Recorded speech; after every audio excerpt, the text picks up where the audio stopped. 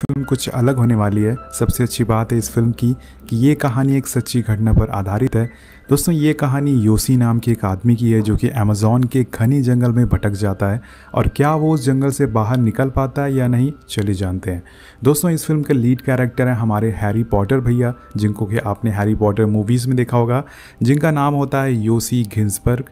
Movie शुरू होती है और योसी हमें बताता है कि वो एक अलग लाइफ जीना चाहता है, वो उड़ना चाहता है, वो दौड़ना चाहता है, लेकिन वो रुकना नहीं चाहता है। जी हाँ दोस्तों, जैसे कि हम सभी यंगस्टर चाहते हैं अपनी लाइफ जीना। और हम योसी को देखते हैं जो कि अपनी मंजिल पर पहुंच चुका है। ये ऑस्ट्रेलिया की बहुत ही खूबसूरत जगह होती है। योसी बहुत ही ज़्यादा एक्साइटेड होता है जंगल में जाने के लिए। यहाँ उसकी मुलाकात मार्कस नाम के आदमी से होती है जो कि एक टीचर होता है, और यहाँ ये दोनों एंजॉय करना चालू कर देते हैं। और अब ये दोनों जंगल में एक रात के लिए रुकते हैं और अगली सुबह मार्कस योसी को लेकर अपने एक और दोस्त से मिलवाता है जिसका नाम होता है केविन। सो गाइज, केविन एक हाइकर और एक फोटोग्राफर होता है। अब इन तीनों की आपस में बहुत अच्छी दोस्ती हो जाती है और इसी कैंप में योसी को एक लड़की मिल जाती है और योसी भी उसे पसंद करने लगता है और दोनों एक दूसरे के साथ एक क्वालिटी टाइम स्पेंड करते हैं और दोनों को प्यार हो जाता है। अब इसके बाद योसी अगले दिन मार्केट में घूम रहा होता है, तभी उसके पीछे से आवाज़ आती है, तुम अमेरिकन हो? योसी बोलता है कि नहीं। दोस्तों, इस आदमी का नाम होता है कार्ल और ये भी हमारी मूवी का लीड कैरेक्टर है। कार्ल को जंगल के बारे में सारी जानकारी होती है। वो योसी को बताता है कि अगर जंगल का असली अनुभव तुम्हें लेना है तो तुम्हें जंगल के बीच में जाना होगा। वहाँ इंडियंस आदिवासी रहते हैं जिसे आज तक किसी ने नहीं देखा है। ये सारी बातें सुनकर योसी को अपनी तरफ वो आकर्षित करता है, जिसके बाद योसी सारी बातें मार्कस और केविन को बताता है और उन्हें भी जंगल में चलने के लिए बोलता है। योसी बोलता है कि सभी ट्रैवलर जो यहाँ पर आते हैं वो यहाँ के आसपास घूमते हैं और वापस चले जाते हैं। हमें उनके जैसा नहीं करना है, हम लोगों को कुछ अलग अनुभव लेना चाहिए। पहले तो वो दोनों मना करते हैं, लेकिन बाद में जाने के लिए तैयार हो जाते हैं। और इसके बाद ये चारों लोग प्लानिंग करते हैं कि ये कैसे जंगल के अंदर जाएंगे। कालू ने मैप में टोरोमोन्स इंडियन की लोकेशन दिखाता है और बोलता है कि हमें पहाड़ियों के चढ़कर जाना होगा। हमें लगभग 3 से 4 दिन लगेंगे वहां पहुंचने में और सभी लोग तैयार हो जाते हैं जाने के लिए। गाइज, ये लोग एक प्लेन हायर करते हैं और जंगल के बीच में जाके उतरते हैं। अब इनमें से योसी सबसे ज़्यादा एक्साइटेड होता है, उसे कुछ ना कुछ नया देखने को ज़रूर मिलेगा, उसका ऐसा मानना था इस जंगल में। अब रात होने पर ये सभी लोग कैंप लगाकर जंगल में आराम करने लगते हैं। और दोस्तों, यहाँ हम देखते हैं कि मार्कस सबसे ज़्यादा डरपोक होता है। उसे रात में एक कीड़ा काट लेता है और वो सोचता है कि कोई जानवर ने उस पर हमला कर दिया है, जिससे कि वो बहुत ज़्यादा डर जाता है। इस पर उसके सभी दोस्त उसका मजाक उड़ाते हैं। अगले दिन ये सफ़र पर निकल पड़ते हैं और बहुत तेज़ बारिश होना चालू हो जाती है, लेकिन ये हार नहीं मानने वाले थे। ये आगे बढ़ते रहते हैं, जिसके बाद आगे बढ़ने पर इन्हें एक दूसरा कबीला मिल जाता है। ये देखकर सभी लोग बहुत खुश हो जाते हैं। यहाँ पर दोस्तों, जितने भी लोग होते हैं इस कबीले में वो सभी कार्ल को जानते थे और सभी लोग एक अच्छा टाइम बिताते हैं इन गांव वालों के साथ। और यहाँ पर योसी को एक गोल्ड का टुकड़ा भी मिल जाता है जिसके बारे में उसे कार्ल ने बताया था। एक्चुअली दोस्तों, यहाँ आने से पहले कार्ल ने इन्हें बताया था कि हमें जंगल में सोना भी मिल सकता है। पहले तो इनको इस बात पर यकीन नहीं था, लेकिन अभी ये सारी बातें सच होना चालू हो गई है। अब ये चारों गांव वालों को अलविदा बोलकर यहाँ से अपनी मंजिल पर निकल पड़ते हैं, वो इंडियन आदिवासी लोगों को ढूंढने के लिए जिन्हें आज तक किसी ने नहीं देखा है। अब चलते चलते इन्हें फिर रात हो जाती है और कार्ल एक बंदर को मारकर सभी को फ्रेश भोजन करवाता है और अगले दिन सुबह ये फिर चलना चालू कर देते हैं। लेकिन दोस्तों, अब मार्कस की हिम्मत टूटने लगती है।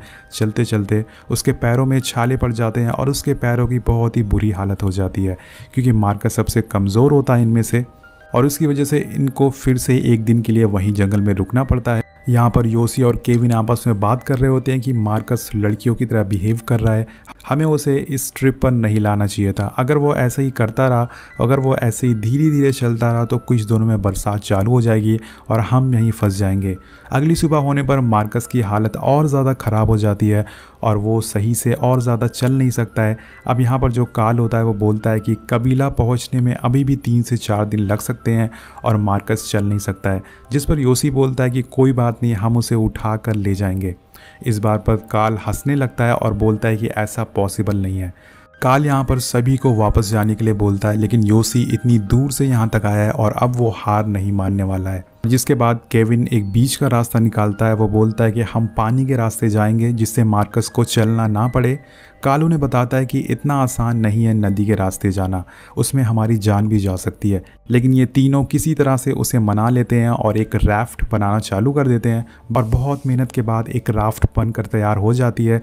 काल बोलता है कि सब लोग मुझे फॉलो करेंगे, जैसे मैं बोलूँगा राफ्ट उधर घुमाना है। अब ये निकल जाते हैं, लेकिन पानी का रास्ते से जाना इतना आसान नहीं होता है दोस्तों। अगले पल ही एक बहुत ही बड़ी चट्टान इनके सामने आ जाती है और पानी का जो बहाव है वो भी बहुत तेज़ है इस नदी में। काल बोलता है कि लेफ़्ट घुमाओ और फिर बोलता है कि राइट घुमाओ। अब नदी का बहाव इतना ज़्यादा तेज़ होता है कि ये लोग उसमें बहना चालू हो जाते हैं, जिससे कि इनकी बोट बहाव में बहना चालू हो जाती है। अब केविन बोलता है कि हमें नदी के बहाव में चलना चाहिए, लेकिन काल उसकी बातें नहीं मानता है और दोनों में यहाँ बहस होना चालू हो जाती है। लेकिन योसी इन्हें रोक लेता है और राफ्ट को किनारे लगाता है। यहाँ पर दोस्तों काल इन पर बहुत गुस्सा होता है कि तुमने मेरी बात क्यों नहीं मानी है। काल इन सभी को बोलता है कि हम आज रात के लिए यहीं रुकेंगे और फिर कल अपना सफ़र आगे तय करेंगे। अब योसी केविन के पास आता है और आपस में बात करता है कि लगता है काल को तैरना नहीं आता है, इसलिए वो पानी से डरता है। वेल दोस्तों, ऐसा सच भी होता है। काल को एक्चुअल में तैरना नहीं आता था, इस वजह से वो नदी के रास्ते नहीं जाना चाहता था।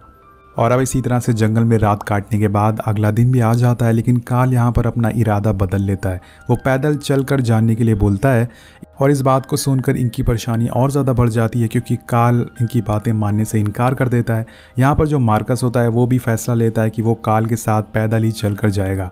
सो गाइस दोस्तों, यहाँ पर ये लोग डिसाइड करते हैं कि 2 लोग पैदल चलकर जाएंगे और 2 लोग राफ्ट से चलकर जाएंगे। जिसके बाद काल और मार्कस इन्हें अलविदा बोलकर यहाँ से निकल जाते हैं अपनी मंजिल की तरफ।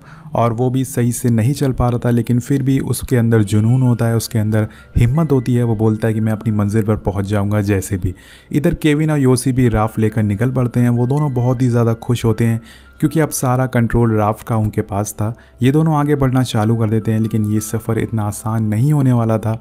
इसके बाद योसी आराम से बोट पर लेटा होता है, तभी इनकी राफ्ट लहरों में फंस जाती है और अब एक बहुत ही बड़ी लहर इनकी तरफ आती है और इनकी राफ्ट को पलट देती है, जिससे कि एक पत्थर पर जाकर ये लोग रुक जाते हैं और यहाँ ये दोनों फंस चुके थे। लेकिन केविन बोलता है कि मुझे किनारे पर जाना होगा अगर हमें अपनी जान बचानी है। मैं किनारे पर पहुँच जाऊँगा तो तुम रस्सी फेंकना, जिससे कि मैं तुम्हारी रस्सी पकड़कर तुम्हें भी बचा सकूँगा। लेकिन योसी बोलता है कि ये बहुत ही ज़्यादा खतरनाक है, तुम पानी में बह सकते हो। एक्चुअल में दोस्तों योसी बहुत ही ज़्यादा डर जाता है और केविन उसे सहारा देता है और बोलता है कि घबराओ मत, मैं किनारे पर पहुंचकर तुम्हें खींच लूँगा, तुम्हारी जान बचा लूँगा। केविन जैसे तैसे कर किनारे पर पहुंच जाता है और योसी को रस्सी फेंकने के लिए बोलता है, लेकिन तभी एक लहर, बहुत ही तेज़ लहर आती है और योसी को टक्कर मारती है और वो नदी में बह जाता है। केविन अपने सामने योसी को बहता हुआ देखता है, लेकिन वो कुछ नहीं कर सकता था। योसी लहरों से बचकर जब बाहर निकलता है तो केविन को आवाज़ लगाता है, उसे बहुत ढूंढने की कोशिश करता है। योसी बहकर बहुत ही आगे आ चुका था, केविन पीछे कहीं छूट चुका था। अब योसी इस घने जंगल में अकेले भटक चुका था और इसी पल यहाँ तेज़ बारिश भी होना चालू हो जाती है। योसी के पास ना तो खाने के लिए खाना है और ना ही रहने के लिए कैंप, लेकिन ऊपर वाला उसका साथ देता है और योसी को नदी में अपना बैग दिखता है। वो भाग कर जाता है, उस बैग को लेता है और उस बैग में एक छोटी सी बाइबल होती है और कुछ गोलियां होती हैं। एक्चुअली में दोस्तों ये गोलियां इन लोगों ने यहाँ आने से पहले ली थी, ताकि इन्हें खाकर इन्हें थोड़ी एनर्जी मिल सके और ये ज़्यादा टाइम तक चल सके। और इसे खाने के बाद योसी को फिर से एनर्जी आ जाती है और वो केविन को दोबारा ढूंढना चालू कर देता है। वो दोबारा आवाज़ लगाता है, लेकिन केविन उसको कहीं भी नहीं दिखता है और योसी निराश होकर वहीं नदी के पास बैठ जाता है। लेकिन वो भी हार नहीं मानने वाला था। वो बैग खोलता है और मैप बाहर निकालता है। वो नदी का नक्शा बनाकर डिसाइड करता है कि वो उसे फॉलो करते हुए यहाँ से निकलेगा। अब आगे चलने पर उसे बहुत ही तेज़ भूख लगी होती है, लेकिन उसके पास खाने के लिए कुछ भी नहीं होता है और रात में सोते टाइम उसे एक आवाज़ आती है। वो सोचता है कि ये केविन की आवाज़ है, लेकिन जब वो सामने देखता है तो उसे वहाँ पर मार्कस दिखता है। लेकिन जब वो टॉर्च जलाकर देखता है तो वहाँ पर कोई नहीं होता है। ये सिर्फ उसका एक भ्रम था, एक हेलुसिनेशन था। अब अगली सुबह उठने पर उसे अपनी स्किन में कुछ फील होता है। वो एक चाकू से उसे काटता है और दोस्तों रात में सोते टाइम उसकी बॉडी में एक रेंगने वाला कीड़ा चला गया था, जिससे कि योसी स्किन काट कर बाहर निकालता है और इसे काटते टाइम उसे बहुत ही ज़्यादा दर्द होता है, लेकिन उसके पास कोई रास्ता नहीं है। अब वो आगे बढ़ना चालू कर देता है और योसी को कुछ चिड़ियों के अंडे मिलते हैं और जब वो अंडों को फोड़ता है तो उसमें उसके छोटे बच्चे होते हैं। लेकिन यहाँ पर योसी को इतनी ज़्यादा भूख लगी होती है कि वो उसे ज़िंदा ही खा जाता है और जिसके बाद वो फिर से आगे बढ़ना चालू कर देता है और यहाँ पर उसकी किस्मत उसका साथ देती है उसे कुछ लोगों का सामान मिलता है जो कि यहाँ पर छोड़कर चले गए थे। तो योसी डिसाइड करता है यहाँ पर थोड़ी देर आराम करने के लिए। वो अपने पैर के मोजे निकालता है और उसके पैर बहुत ही बुरी तरह से ज़ख्मी हो गए थे। इसे देखकर वो रोने लगता है और उसे एहसास होता है कि मार्कस को कैसा लग रहा होगा जब उसके पैर भी ज़ख्मी हो गए होंगे। तो जिसके बाद वो मार्कस को सॉरी बोलता है कि उसने उसे अकेला छोड़ दिया और अपने आप को कोसने लगता है कि वो कितना डरपोक है कि उसने मार्कस को अकेले छोड़ दिया। अब नेक्स्ट मॉर्निंग वो फिर से चलना चालू कर देता है और यहाँ उसे पैरों के निशान मिलते हैं। तो वो सोचता है कि केविन कहीं आसपास ही है, लेकिन तभी उसे वहाँ पर एक अंडे मिलते हैं जो कि उसने खाए थे। मतलब योसी घूम फिर कर उसी जगह पर दोबारा आ चुका है और ये जानकर वो और ज़्यादा निराश हो जाता है। वो बहुत ही गुस्से में आ जाता है। और दूसरी साइड हमें दिखाया जाता है कि कुछ गाँव वालों को केविन नदी के किनारे मिल जाता है जो कि अभी भी ज़िंदा होता है। तो गाँव वाले उसे कैंप में ले आते हैं और ठीक होने पर केविन वहाँ के ऑफिसर से बताता है कि उसका दोस्त अभी भी जंगल में फंसा हुआ है और उसे बचाना ज़रूरी है। ऑफिसर उसकी बात मान लेता है और प्लेन से उसे ढूंढना चालू कर देता है। इधर नीचे योसी प्लेन की आवाज़ सुन लेता है और वो एक लाल कपड़ा दिखाता है, लेकिन प्लेन बहुत ही ज़्यादा ऊपर होता है जिससे कि ये लोग उसे देख नहीं पाते हैं और केविन वहाँ से वापस चला जाता है। लेकिन और यहाँ पर केविन के हाथ कुछ नहीं लगता है, लेकिन केविन भी हार नहीं मानने वाला था और एक बोट के ड्राइवर को वहाँ पर चलने के लिए मनाता है। बोट का ड्राइवर उसे समझाने की कोशिश करता है कि अब 3 हफ्ते से ज़्यादा समय हो चुका है, तुम्हारा दोस्त मर चुका होगा, अब कोई फ़ायदा नहीं है उसे ढूंढने का। लेकिन केविन को कहीं ना कहीं यकीन होता है कि वो अभी भी ज़िंदा होगा और वह बोट लेकर वहाँ से निकल पड़ता है उसे ढूंढने के लिए। और इधर हम योसी की हालत देखते हैं जो कि बहुत ही ज़्यादा ख़राब हो चुकी है। वो ज़मीन पर पड़ा होता है, तभी उसे किसी की आवाज़ सुनाई देती है और वहाँ पर देखने पर उसे एक आदिवासी लड़की मिलती है। वो लड़की योसी को देखकर भागने लगती है, डर जाती है, लेकिन वो उसे समझाता है कि वो रास्ता भटक चुका है, उसे उसकी मदद चाहिए। बेसिकली दोस्तों ये लड़की भी रास्ता भटक चुकी होती है और ये भी इस जंगल में कहीं घूम रही होती है। ना इसके पास खाने के लिए खाना होता है और ना ही रहने के लिए घर। योसी को नहीं पता होता है कि उसे इंग्लिश आती है या नहीं, लेकिन फिर भी वो उससे बात करता रहता है क्योंकि इतने दिनों बाद उसे किसी इंसान को देखा था जिससे कि उसको थोड़ा हौसला मिलता है और योसी उसे लेकर आगे बढ़ना चालू कर देता है। वो उससे बातें करता रहता है जिससे कि उस लड़कियों को भी हौसला मिल सके और वो ज़िंदा रह सके। अब रात होने पर योसी उस लड़की को बड़े प्यार से अपने हाथ पर सुलाता है, लेकिन सुबह हम देखते हैं कि वो लड़की वहाँ से गायब है। दोस्तों योसी के साथ कभी वो लड़की थी नहीं, ये सब उसका एक वहम था, एक हेलुसिनेशन था। वो सिर्फ उस लड़की को अपने पास इमेजिन कर रहा था, वो रियलिटी में उस लड़की से कभी मिला ही नहीं था। अब धीरे धीरे भूख और प्यास के कारण वो अपना मानसिक संतुलन खोने लगता है और वो हंसते हुए आगे बढ़ने लगता है, लेकिन तभी उसका पैर एक दलदल में फंस जाता है और वो ज़मीन के अंदर धंसना चालू हो जाता है। लेकिन फिर वो अपने आप को कंट्रोल करता है और उसके बाद उसे एक बात याद आती है कि गॉड हमेशा मेरे साथ है। इसे याद करके उसे थोड़ी हिम्मत मिलती है और वो उस दलदल से बाहर निकलता है। लेकिन यहाँ उसकी परेशानियाँ कम नहीं होती है, उसके पूरे शरीर में चींटियाँ लिपट जाती हैं और इन चींटियों के काटने से उसे ऐसा लग रहा था कि उसके शरीर पर कोई कील ठोक रहा है।